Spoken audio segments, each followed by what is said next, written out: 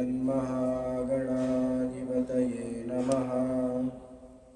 श्रीलक्ष्मीनारायणाभ्यां नमः। श्रीसीतारामचन्द्राभ्यां नमः। श्रीसद्गुरुचरणकमलेभ्यो नमः। तद्विष्णोः परमं पदं सदा पश्यन्ति सूरयः दिवीव चक्षुराततम्। आपदामपहर्तारं दातारं सर्वसम्पदां लोकाभिरामं श्रीरामं भूयो भूयो नमाम्यहम्। भर्जनं भवबीजानामर्जनं सुखसम्पदां तर्जनं यमदूतानां श्रीराम रामेति गर्जनम्।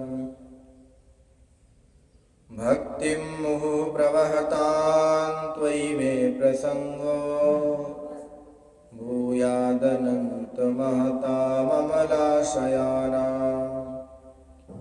येनाञ्जसोल्बणमुरुव्यसनं भवाब्धिं नेष्ये भवद्गुणकथामृतपानमत्तः।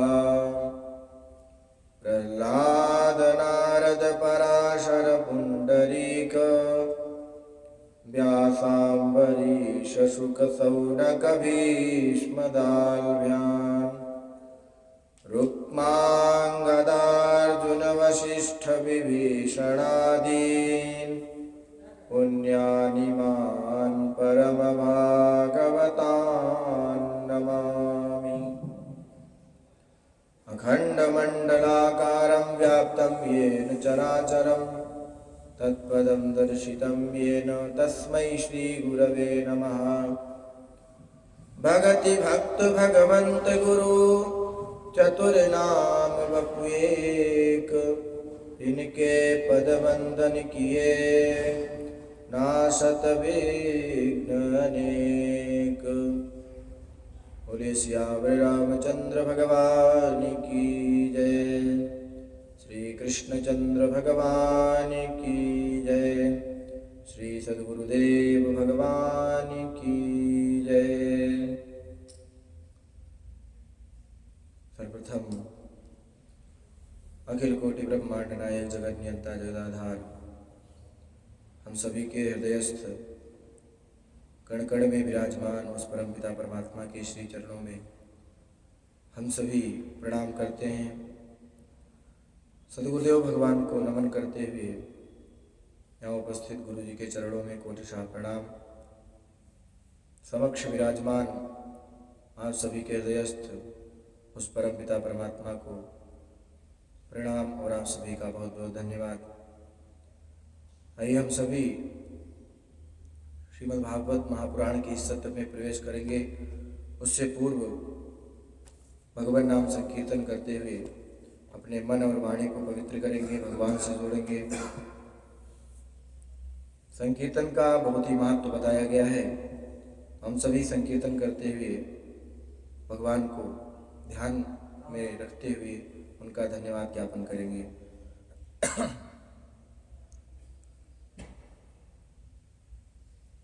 श्री कृष्ण गोविंद हरे मुरारे हे नाथ नारायण वासुदेव। श्री कृष्ण गोविंद हरे मुरारे हे नाथ नारायण वासुदेव। श्री कृष्ण गोविंद हरे मुरारे हे नाथ नारायण वासुदेव।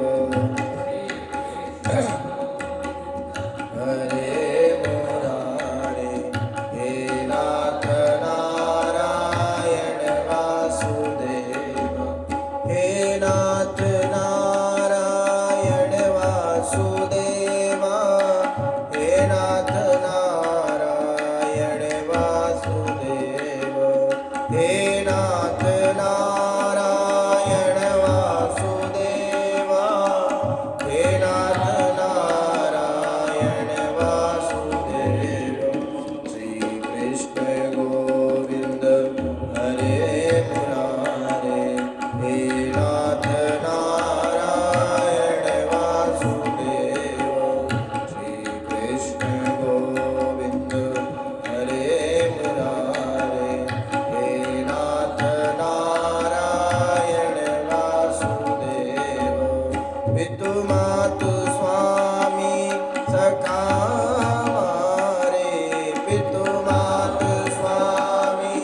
सखा हमारे, हे नाथ नारायण वासुदेव, हे नाथ नारायण।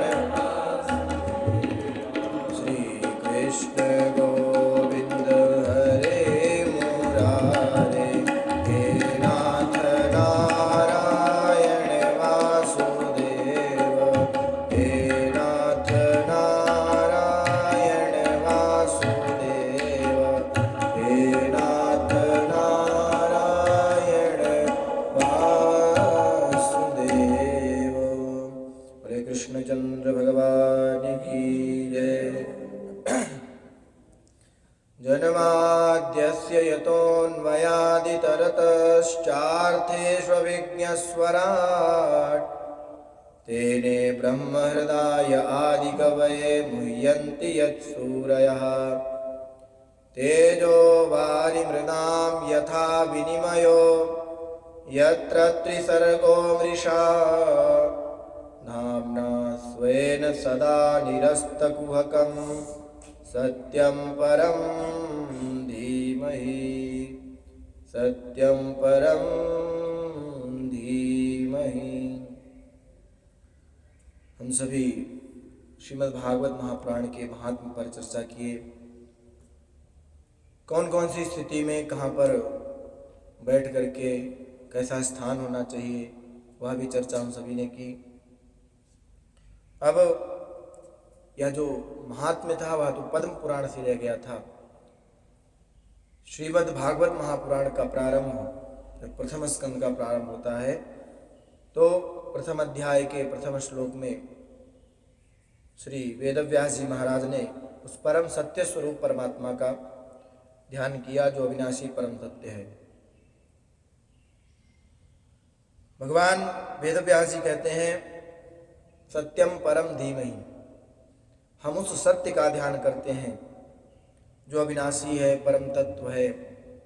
और कहा यतः जन्मादि अस्य, जिस परम पिता परमात्मा से जन्मादि क्रियाएं अर्थात उत्पत्ति, पालन और संहार, ये तीनों क्रियाएं जिस परम पिता परमात्मा से संपादित होती हैं, ऐसा वह परम सत्य जिसका हम ध्यान करते हैं।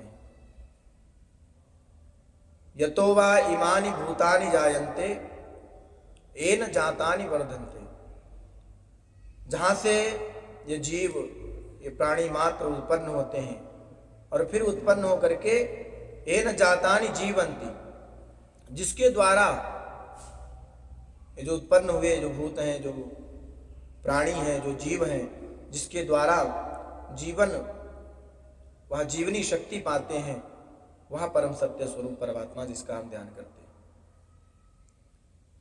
जो भी कुछ दृश्य अदृश्य दिख रहा है हमको, जो भी पालित संचालित व्यवस्थित होता है, अंत में जाकर के उस परमपिता परमात्मा में ही समाहित हो जाता है। पहले हम श्लोकार्थ सामान्य जो है उसका देख लेते हैं। तो यतः जन्मादि अस्य, अस्य विश्वस्य जन्मादि कारणम यह सा सत्य स्वरूप परमात्मा, जो इस विश्व का जन्म अर्थात उत्पत्ति पालन संहार का जो हेतु है, जिससे ये उत्पत्ति होती है, पालन जो करता है, जो संहार करता है, वह परमपिता परमात्मा। और जन्माद्यस्य यतो अन्वयादि इतरतः, अन्वय और व्यतिरेक के भाव से जो अन्वय रूप से जो इस संसार में व्याप्त है और व्यतिरेक भाव से व्यतिरेक रूप से जो इस संसार से पृथक है। अर्थेषु अभिज्ञः, अभिज्ञ क्या मतलब यहाँ ये नहीं कि वह कुछ जानता नहीं। अभिज्ञ और अनभिज्ञ दो शब्द हैं। अनभिज्ञ का मतलब होता है जो कुछ नहीं जानता, और अभिज्ञ का मतलब है जो सब कुछ जानता है। अभितः ज्ञाति, अभितः ज्ञायते, चारों तरफ से जो सब कुछ जानता है, सभी दिशाओं से जो सब कुछ जानता है, वह परमपिता परमात्मा अभिज्ञ। और बोले स्वराट, राजरी दीप्तो धातु से स्वराट बना है, जिसकी स्वयं की सत्ता है। स्वयं राजन्ते इति स्वराट, स्वयं प्रकाश्यते इति स्वराट, जो स्वयं प्रकाशवान होता है, जिसको प्रकाश लेने के लिए किसी की जरूरत नहीं होती। जिस प्रकार सूर्य को प्रकाश देने के लिए परमपिता परमात्मा है, सूर्य अपना स्वयं का प्रकाश नहीं दे सकता। वह यदि चाहे कि आज मैं निकलूंगा और अगले दिन नहीं निकलूंगा, या इतने दिनों से मैं रोज नित्य प्रति निकल रहा हूँ परंतु अब एक दिन का अवकाश ले लेता हूँ, तो वह उसके वश में नहीं है। वह स्वराट नहीं है, परंतु परमपिता परमात्मा स्वराट है। जैसा चाहेगा, जो चाहेगा वह करेगा। जन्माद्यस्य यतोन्मयादितरतश्चार्थेषु विज्ञः स्वराट तेने ब्रह्म हृदय आदि कवये। तेने अर्थात तनु विस्तार में धातु से बनता है तेने, आत्मनेपदी लिट लकार में। जिसने अपने हृदय से उस आदि कवि अर्थात ब्रह्मा जी के लिए वेदों का विस्तार बताया, वेदों का विस्तार किया। अपने हृदय से आदि कवि ब्रह्मा के लिए, जिनको आदि कवि कहा गया, जो सबसे पहले उत्पन्न हुए थे, भगवान के बाद में उत्पन्न हुए, तो उन्होंने वेदों का विस्तार ब्रह्मा को बताया, ब्रह्मा को दिया। और मुह्यन्ति यत् सूरयः, जिसके ज्ञान विज्ञान से, जिसके लीलाओं से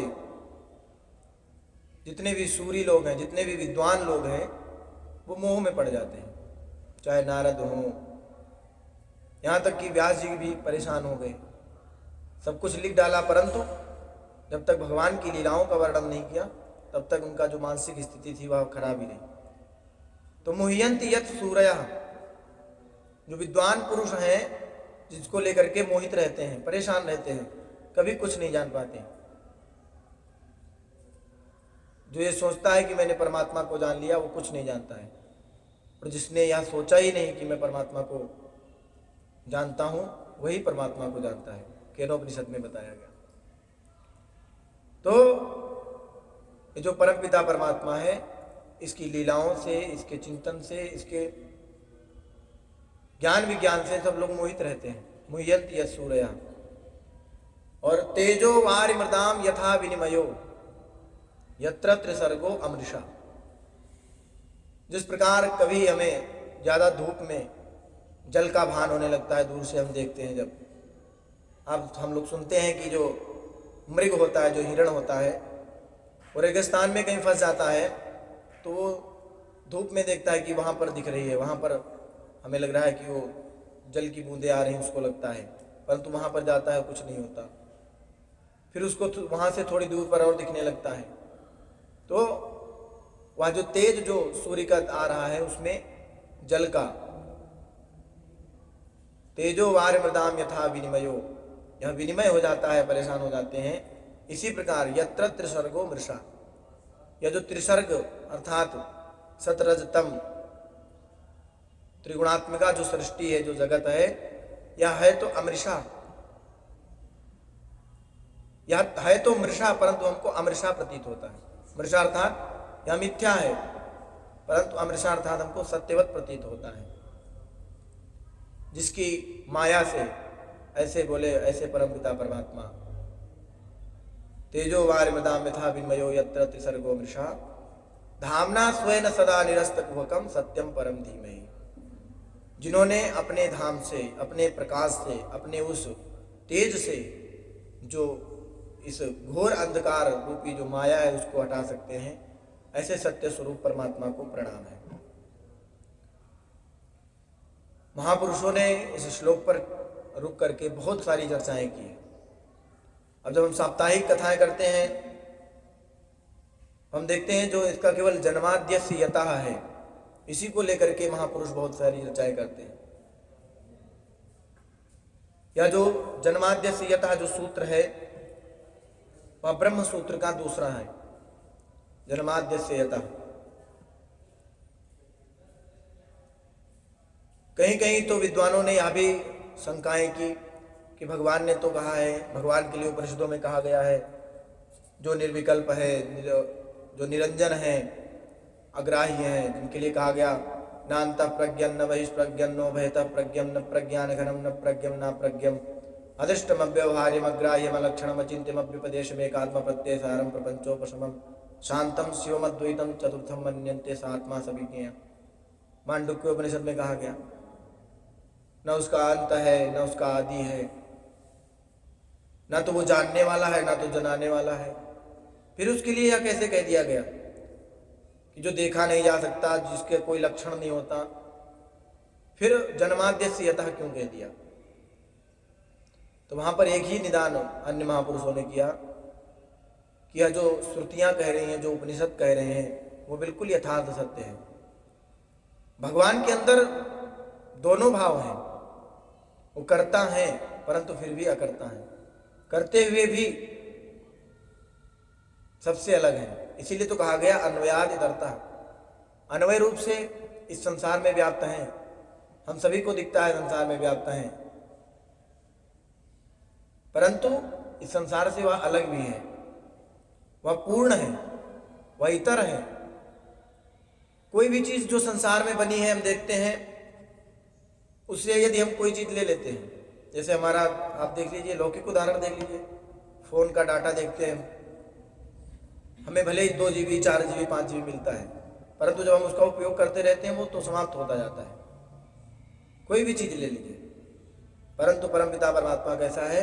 पूर्णमदः पूर्णमिदं पूर्णात् पूर्णमुदच्यते, और फिर कहा पूर्णस्य पूर्णमादाय, उस पूर्ण से यह जगत ले लिया जाता है, जगत की रचना हो जाती है, वह अपने एक अंश से जगत की रचना कर देता है, परंतु पूर्णमेव अवशिष्यते, वह पूर्ण ही बचता है।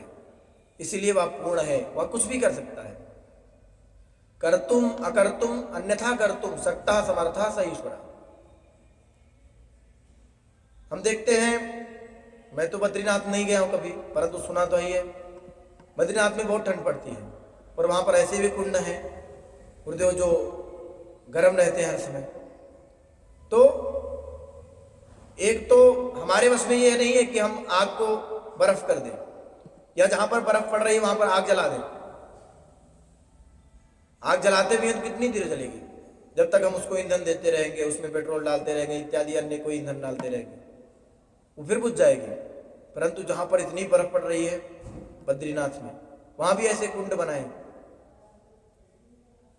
अब यह विज्ञान जो है वह परमात्मा का ही विज्ञान है। अब इसको वैज्ञानिक लोग कुछ भी कहें, कोई वैज्ञानिक वहां तो बना करके गया नहीं, या नीचे से कोई भट्टी लगा गया, तो इतना प्रयास करना पड़ेगा हम लोगों को, परंतु हम सफल नहीं होंगे। ईश्वर सफल है।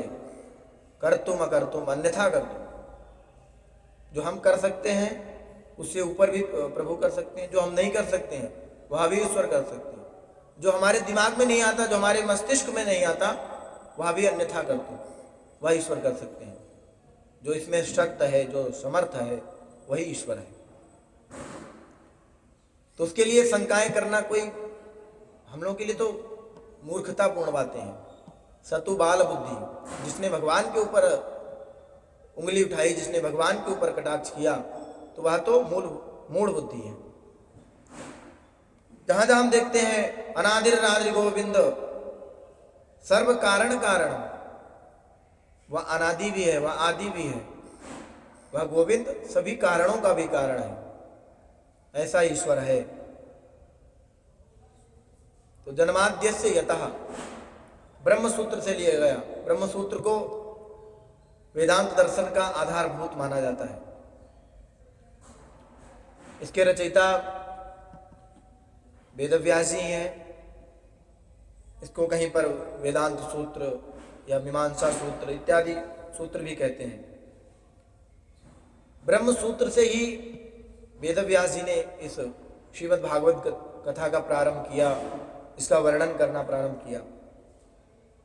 वेदांत के 3 मुख्य स्तंभ माने गए, जिसको प्रस्थानत्रयी कहा जाता है। पहला तो उपनिषद, दूसरा श्रीमद् भगवद गीता, और तीसरा ब्रह्म सूत्र। इनमें जो उपनिषदों को कहा गया वो श्रुति प्रस्थान कहा गया, और श्रीमद् भगवद गीता को स्मृति प्रस्थान कहा गया, और ब्रह्म सूत्रों को न्याय प्रस्थान, अर्थात ब्रह्म सूत्रों को न्याय प्रस्थान करने का तात्पर्य यह है कि वेदांत को पूर्णता तर्क पूर्ण करके फिर हमारे सामने रखते हैं। और न्याय अर्थात तर्क, जो भी न्यायिक होती हैं उनके अंदर तर्क बहुत होता है, और वो अपनी बात रखते भी इसी तरह हैं कि किसी तरह से शास्त्रों का भी खंडन ना हो, शास्त्रों का सहारा लेकर के रखते हैं। इसीलिए श्री वेद व्यास जी ने जन्माद्यस्य यथा से प्रारंभ किया, क्योंकि श्रीमद् भागवत जिसने जिस प्रकार से अध्ययन किया, इसका द्वैत वालों ने इसका द्वैत भाव से लिया, अद्वैत वालों ने अद्वैत भाव से इसका अध्ययन किया, ध्यान दिया इस पर, द्वैताद्वैत वालों ने इस पर अलग भाव से टिप्पणी की, टीका की, अध्ययन किया। व्यास जी ने तो केवल ये लिख दिया सत्यम परम धीमहि, उस सत्य जो परम सत्य है उसका हम सभी ध्यान करते हैं। तो जन्माद्यस्य यतः यह ब्रह्म सूत्र का दूसरा सूत्र है। यह भी कारण हो सकता है कि कोई ये ना सोचे कि वेद व्यास जी ने अपने पास से कहानियां लिख दी, इसलिए ब्रह्म सूत्र जो मुख्य ग्रंथ माना गया है वेदांत का, उससे प्रारंभ किया। जन्माद्यस्य यथा पे बहुत सारी चर्चाएं हैं, उतनी तो हमारी मति नहीं है। यथाधीतम यथा मति, जैसा पढ़ा उस प्रकार से हमने चर्चा की। और फिर अन्वयादि करता है। आप देखिए, जब श्रीमद् भागवत महापुराण जो चतुश्लोकी भागवत सुनाई, वहां पर लास्ट में कहा अन्वय व्यतिरेकाभ्याम यत् स्यात् सर्वत्र सर्वदा। इन दोनों भाव से जो हर जगह सर्वत्र सर्वदा रहता है वह परमपिता परमात्मा है, वह स्वराट है, वह उसको किसी के प्रकाश की जरूरत नहीं है। परम स्वतंत्र न सिर पर कोई, वह परम स्वतंत्र है, उसके शीश पर कोई अपना आशीर्वाद रखने वाला नहीं है कि हमने जाओ आशीर्वाद दे दिया अब तुम अपना कार्य करो। ऐतरेयोपनिषद में जब सृष्टि वर्णन आता है तो भगवान ने अपने मन से यह एक संकल्प किया कि अब मुझे सृष्टि करनी चाहिए। फिर उन्होंने सोचा कि सृष्टि में रहने वाले जीवों की रचना करनी चाहिए, इनको रक्षित करने वाले लोकपालों की रचना करनी चाहिए। तो उन्होंने अपने मन से सोचा, किसी ने उनको बताया नहीं जा करके, वो स्वराट हैं, उनको ज्ञान देने के लिए, उनको प्रकाश देने के लिए किसी की आवश्यकता नहीं है। वह परमपिता परमात्मा परम स्वतंत्र हैं।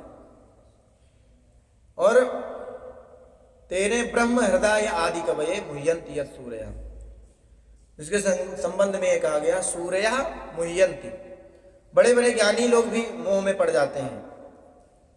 वह कैसा है, वह कब से प्रारंभ हुआ, वह कैसा दिखता है, कहाँ तक है, आज तक कोई नहीं बता सका।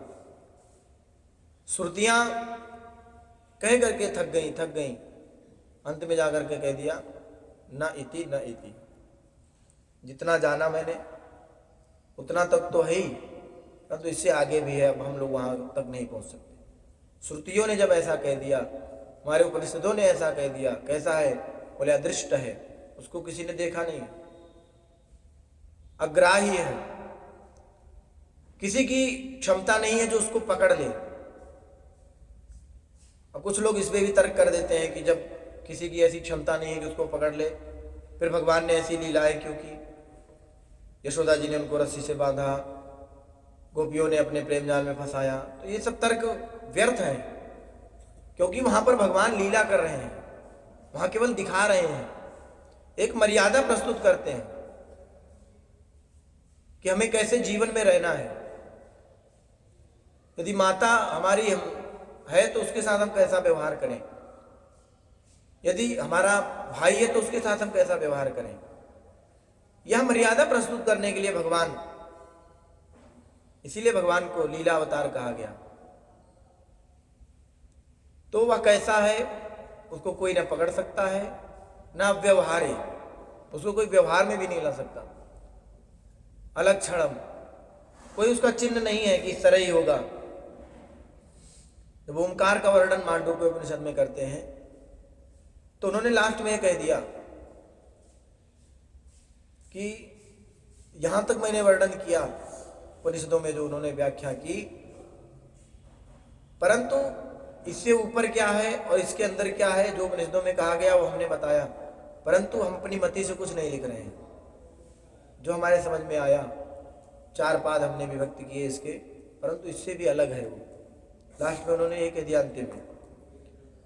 तो अगर कहीं ग्रंथों में इति शब्द का प्रयोग हुआ है तो जानकारी की इति है, परंतु भगवान की इति कोई नहीं है। भगवान को किसी ने नहीं, ना कोई जान पाया है।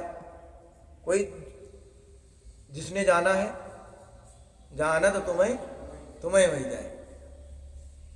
हम निधिवन में जाते हैं, अभी भी हम सुनते हैं, उसमें जो भी गलती से रह गया गुरुदेव, वहां पर कई सारी समाधियां बनी, आप भी गए होंगे, देखे होंगे, दर्शन हम लोग भी किए हैं। तो उनके बारे में यही कहते हैं कि इन्होंने भगवान का किसी प्रकार से एक अंश मात्र, क्षण मात्र दर्शन किया, वो यहीं रह गए। उनकी यहाँ पर मृत अवस्था, मृत प्राय मिली, क्योंकि उसको जानने वाला फिर उसी को हो जाता है। उसको जानने के बाद संसार उसको अच्छा ही नहीं लगेगा, इसलिए भगवान कहते हैं आओ तुम यहीं रहो। हम लोगों का मन, हम लोगों की जो चित्त की अवस्था है वो हम खुद ही नहीं पहचान पाते। जब तक हमारा मन हमारे वश में नहीं होगा। एक हास्यप्रद घटना है, हम सुना देते हैं आपको मन के, क्योंकि जब मन हमारे वश में होता है तभी हम उस परमपिता परमात्मा का चिंतन कर सकते हैं। अन्य काम हम जब करते रहते हैं, अन्य कार्य करते हैं, तब हमारा मन उनमें बहुत अच्छे से रहेगा। परंतु यदि माला लेकर के हम बैठे हैं, भगवान का कोई काम करने बैठे हैं, तो उसमें मन हमारा नहीं लगता है। कथा सुनने बैठेंगे, ध्यान इधर उधर रहेगा। अपनी बात ले लो, हम यदि माला लेकर के बैठते हैं तो उसी समय सारे विचार मन में आते हैं। जो भी कृत्य कुकृत्य जो भी कर्म किए हैं सब वही दिमाग में चलते हैं। जिसका ध्यान लग जाए वो तो बहुत भाग्यशाली है। भाग्यशाली ना, सौभाग्यशाली है। तो एक मन पर एक कहानी है तो दूसरे धर्म की, मैं खुल के बोलूंगा, उसमें कोई बात नहीं। एक मौलाना थे, नसीरुद्दीन, रहते थे अपने घर में। वहीं उनके घर के पास में ही एक तरफ मस्जिद बनी हुई थी, दूसरी तरफ उनकी जो चर्च होती है पादरियों की, ईसाइयों की, वह बनी हुई थी। तो मौलाना साहब और चर्च के जो पादरी, जिनको हम इंग्लिश में फादर साहब कहते हैं, उनकी बहुत पड़ती थी, बहुत बड़े मित्र थे। और जो मौलाना साहब थे बहुत लोलुप व्यक्ति थे, जिसको हम स्त्री लंपट बोल सकते हैं, ऐसे व्यक्ति थे। तो पादरी साहब को पता चला कि, क्योंकि वो मित्र हैं और मित्रता में हम सभी भी अपनी बात शेयर करते हैं, बताते हैं, वो आकर के बताते थे कि पादरी साहब, मैं अपने मन पे वश में नहीं रख सकता हूँ, क्या करूँ, कैसे करूँ। एक दिन उनके मन में कुछ उनके परवरदिगार ने बदला और वो जाकर के पादरी साहब के पास गए कि आप हमें बताइए कोई ऐसा, मैं अब अपनी पत्नी से क्षमा मांगना चाहता हूँ, अपनी पत्नी से दूर रहना चाहता हूँ। पादरी साहब ने कहा ठीक है, जाकर के क्षमा मांग लो कि हमने जो भी कष्ट दिए, शारीरिक मानसिक किसी प्रकार से, तो आप हमें क्षमा करें। और वो मौलाना साहब अपने ही तरफ नहीं, दूसरों की तरफ भी देखते थे। इतने स्त्री लंपट थे कि उनको जो भी दिखता उसमें वही भाव रख लेते। मौलाना साहब ने कहा जाकर के अपनी पत्नी से कि आप मुझे क्षमा करें, मेरा एक दूसरा अवैधानिक, जिसको बोल सकते हैं, वह संबंध है। उन्होंने कहा कि आप स्त्री का नाम बता दो, मैं कुछ नहीं बोलूँगी, चाहे जो हो मैं क्षमा कर दूँगी। अब इन्होंने सोचा यदि मैं बताता हूँ तो उस स्त्री का जो भी इज्जत का सवाल है, उसके बेटे भी हैं, उसके पति को पता लगेगा तो उसको भी मारेगा, मुझे भी मारेगा। तो उन्होंने नहीं बताया। परंतु वहाँ पर स्त्री ने, क्योंकि उनका स्वभाव ही होता है, फिर वो अपने हिसाब से दिमाग लगाने लगते। उन्होंने सोचा कहीं पादरी की वो पत्नी तो नहीं है। उन्होंने कहा नहीं। बोले पादरी की कोई बहन वहन तो नहीं है? बोले नहीं। बोल पादरी की कोई बेटी तो नहीं है? क्योंकि वो उनको शक था कि पादरी के साथ ज़्यादा उठते बैठते हैं, हो सकता है इनके घर में जाते हो, कहीं ऐसा कुछ संबंध हो गया हो। उन्होंने कहा नहीं। दूसरे दिन मौलाना साहब निकले वहाँ से बड़े प्रसन्न। पादरी साहब ने पूछा क्या हुआ, क्षमा कर दिया तुम्हारी पत्नी ने? उन्होंने कहा नहीं। बोले फिर क्यों इतना प्रसन्न हो? बोले अभी तक तो मेरा एक ही संबंध था, मुझे 3 लोग और पता लग गए। तो ऐसा मन पर है स्त्री लंपट लोग कुछ, लेकिन लोग पंडितों को ज्यादा बोलते हैं। पंडित जी ऐसे हैं। आप लोगों ने वो सुना होगा प्रवचन में, बहुत बड़े प्रख्यात हैं, उन्होंने कहा कि हवस का पुजारी क्यों? जब हवस तुम्हारे यहाँ का शब्द है तो हवस का मौलाना बोलो, क्या जरूरत है? हवस का पुजारी क्यों बोलते हैं? हवस का मौलाना ही बोल दो, परंतु नहीं बोलते हैं। ये तो मन के ऊपर कथा थी। तो हम जब अपने मन पे वश रखते हैं, मन को अपने वश में रखते हैं, तो फिर हमारा चिंतन, हमारा जो ध्यान है वह परमपिता परमात्मा के चरणों में लगता है। वह स्वराट है, उसने अपने हृदय से उस आदि कवि ब्रह्मा के लिए, उनके लिए वह वेद दिया जिसमें, क्योंकि ब्रह्मा जी पहले जब उत्पन्न हुए उनको पता ही नहीं चला कि मैं कहाँ से आया हूँ, बड़े भ्रमित थे। कमल पे विराजमान थे, उन्होंने देखा जाकर के नीचे तक गए, हजारों हजार वर्ष लग गए, परंतु परमात्मा को या उन्होंने जो सोचा था कि हमारा जो उत्पन्न कहाँ से उद्भव स्थान है वह पता नहीं लगा पाए। चलते गए, हजारों हजार वर्ष जाने में लग गए, नहीं पता लगा, जाने में भी, फिर आने में हजारों वर्ष लग गए, आकर के फिर वही विराजमान हो गए। तब भगवान को लगा कि इनको बताना चाहिए, तब उन्होंने 2 शब्द बताए, ता और पा, तब करो। फिर इसके बाद उन्होंने वेदों का ज्ञान उनके हृदय में दिया, जिससे उन्होंने फिर सृष्टि की, और फिर आगे की सृष्टि हम पढ़ेंगे, आगे जब आएगा आगे चर्चा ही करेंगे। तो ऐसे भगवान ने विस्तार किया उस वेद का, उन वेदों का उनके हृदय में। और तेजो वारि मृदा में था विन्मयो यत्र त्रिसर्गो मृषा, जिस प्रकार षष्ठ स्कंद में आया एक कि सम विषम मति नाम, जो सम और विषम अर्थात जो अपना पराया देखते हैं, जो सम देखते हैं कि ये हमारे लिए सम है, हमारे लिए हमारी परिस्थिति है, और जो देखते हैं हमारी विपरीत परिस्थिति है, उनके लिए परमात्मा उसी प्रकार दिखता है। बोले जिस प्रकार सर्प,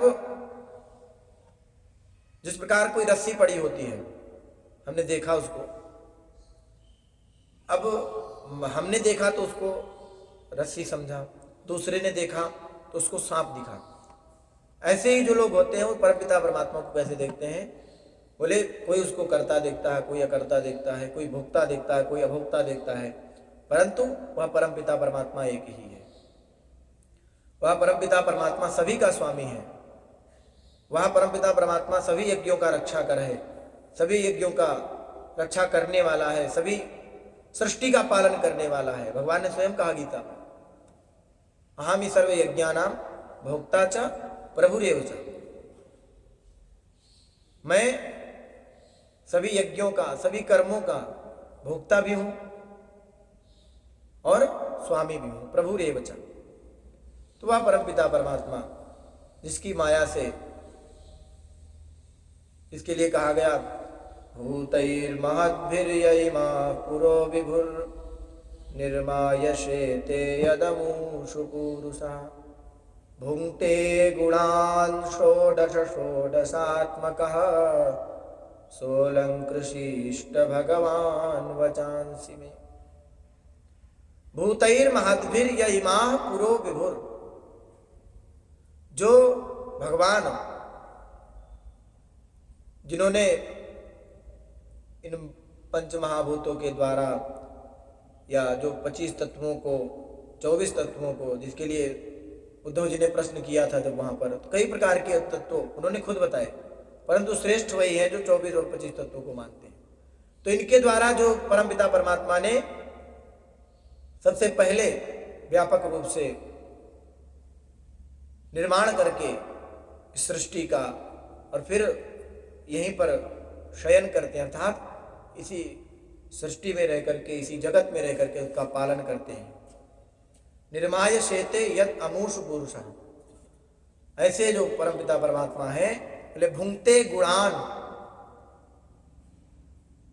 वो जितने भी गुण हैं उनका भोग करते हैं, अर्थात उनको जीवनी शक्ति प्रदान करते हैं, उन्हीं के हिसाब से इस संसार को चलाते हैं, वह परमपिता परमात्मा है। ऐसे जो भगवान है वह हमारी वाणी को पवित्र करे, अलंकृत करे, तो वह परमपिता परमात्मा है। यत्र त्रिसर्गो मृषा, जो मिथ्या स्वरूप, जो असत्यवत जो जगत है वह सत्यवत प्रतीत होता है जिसकी माया से, परंतु स्वयं धामना सदा निरस्त कुहकम, जिसने अपने प्रकाश के द्वारा सदा सर्वदा, ऐसा नहीं कि आज माया को हटा दिया कल नहीं हटा पाया, ऐसा नहीं, सदा निरस्त कुहकम, उनके वश में है ये चीज, ये वस्तु उनके वश में ही है। वो हमारा जो अज्ञान है केवल उनके ही वश में है कि वो सदा सर्वदा के लिए हटा सकते हैं। ऐसे सत्यम परम धीमहि, सत्य क्या है? बोले त्रिकाल अबाधित्वम सत्वम, जो अबाध गति से, निर्बाध गति से नित्य निरंतर बढ़ता रहता है, तीनों कालों में, भूत भविष्यत वर्तमान, तीनों कालों में जो अबाध गति से बढ़ रहा है वही सत्य है, वही सत्व है। तो ऐसे परमपिता परमात्मा का व्यास जी ने कहा सत्यम परम धीमहि, उस सत्य का हम सभी ध्यान करते हैं और सत्य का ध्यान किया। यहाँ पर भगवान ने या वेद व्यास जी ने जब वंदना की तो किसी एक इष्ट को लेकर के वंदना नहीं की, क्योंकि इष्ट हमारा कैसा भी हो सकता है, परंतु जो सत्य स्वरूप परमपिता परमात्मा है वह नित्य निरंतर विराजमान रहता है, जिसके लिए शारद शेष महेश विधि आगम निगम पुराण नेति नेति कही जासु गुण करहि निरंतर गान। जितने भी खूब गाया, इतना गाया पेट भर गया, परंतु नेति नेति कही जासु गुण करहि निरंतर गान। अंत में यही कह दिया नहीं थी, इसका कोई विचार, इसका कोई विश्राम स्थल नहीं है। वह परमपिता परमात्मा हर समय तीनों कालों में नित्य निरंतर विराजमान रहता है, और उसी की सत्यता से जासु सत्यता ते जड़ माया, जासु सत्यता ते जड़ माया, भास सत्य इव मोह सहाया, भास सत्य इव मोह सहाया, गगन समीर अनल जल धरणी, गगन समीर अनल जल धरणी, इनकी नाथ सहज जड़ करनी, इनकी नाथ सहज जड़ करनी। जासु सत्यता ते जड़ माया, कौन सी जड़? बोले गगन समीर अनल जल धरनी। जितने भी ये पांच तत्व हैं इनका स्वभाव क्या है? बोले निकी नाथ सहज जड़ करनी। ये जो भी करते हैं वो हमें सत्य लगता है, परंतु वो परमपिता परमात्मा के हिसाब से, परमपिता परमात्मा ने जो करके भेजा है वह जड़ ही है, वो चेतन नहीं है। परंतु जासु सत्यता ते जड़ माया, जिसकी सत्यता से, जिसकी माया से ये जो जड़ चीजें हैं वो सत्यवत प्रतीत होती हैं। ऐसे भास सत्य एवं मोह सहाय, इसमें हमारा जो मोह है, जो हमारा जन्मों जन्मों का जो है अभिमान, जो अहंकार, जो अज्ञान बैठा हुआ है, उससे हम उसको जान नहीं पाते हैं। ना तो हम जगत को जान पाते हैं, ना जगदीश को जान पाते हैं, इसी में फंसे रह जाते हैं। एक छोटा सा प्रसंग और है, दूसरे धर्म का ही है, तैयार करके आया था। एक उन्हीं के धर्म के धर्मगुरु थे। एक दिन जा रहे थे मदमस्त होकर के, एक कब्र ताजी खुदी हुई पड़ी थी, सुनिएगा ध्यान से भैया। उसी में गिर गए, उनको भान नहीं हुआ, सर पे चोट लग गई। उनको ये लगा कि मैं मर चुका हूं और मुझे दफनाने वाले आ गए हैं, अब दफन कर देंगे। थोड़ी देर में उनको ऊंटों के आने की, जो क्योंकि वो घुंघरू घुंघरू बांध के रखते होंगे, जो भी रखते हों, वो सुनाई पड़ा। उनको लगा कि हमें लेने फरिश्ते आ रहे हैं। तुरंत ये कब्र से उठ करके, जैसे ही ऊंट पास में आए, उठ करके खड़े हुए। अब ऊंट डर गए। अचानक से उनके आगे जाओ, कोई भी जानवर हो, घोड़ा ही हो, भैंस हो, गाय हो, कोई भी डर जाता तुरंत अगर अचानक से उनके सामने गुजर जाए। तो वो जो ऊंट वाले फरिश्ते थे, उनको पहले विधिवत तरीके से कूटा। घर पहुंचे, उनकी घरवाली ने पूछा क्या हुआ, कैसे इतना परेशान हो? उन्होंने कहा हमें लेने फरिश्ते आए थे, परंतु एक चीज मैंने सीखी है। क्या? बोले फरिश्तों के ऊंटों को जो छेड़ता है वो मारते बहुत है। तो ये वैसे ही हास्यप्रद घटना भले ही हो, परंतु फरिश्ते क्या है? हमारे ईश्वर हैं। उन्होंने जो हमारे लिए भेजा है, संत हैं, उनको हमें नहीं छेड़ना चाहिए। उनके लिए वो सत्संग कर रहे हैं, जो हमें वो ज्ञान दे रहे हैं, हमारे चाहे माता पिता हो, हमारे बुजुर्ग हो, तो उनको हमें छेड़ना नहीं चाहिए, उनको परेशान नहीं करना चाहिए। नहीं तो फिर वो मार कूट करके भगवान फिर यहीं भेज देते हैं, जिस प्रकार उन साहब के साथ किया। तो सत्यम परम धीमहि, उस सत्य स्वरूप परम पिता परमात्मा का हम सभी ध्यान करते हैं। आगे की जो श्लोक दो और बताए गए। पहला श्लोक में चारों कारण बताए गए, चार प्रयोजन जो होते हैं ग्रंथ निर्माण के, वो, और फिर आगे जो तीसरा श्लोक है निगम कल्पतरोर गलितम फलम, वह बताया गया कि यह कैसा फल है, कैसा इसका स्वाद है। आगे की चर्चा हम सभी कल करेंगे। आइए भगवत चरणारविंदों के साथ उनके चरणों में अपनी वाणी को विराम देते हुए आज के इस सत्र को विराम करेंगे।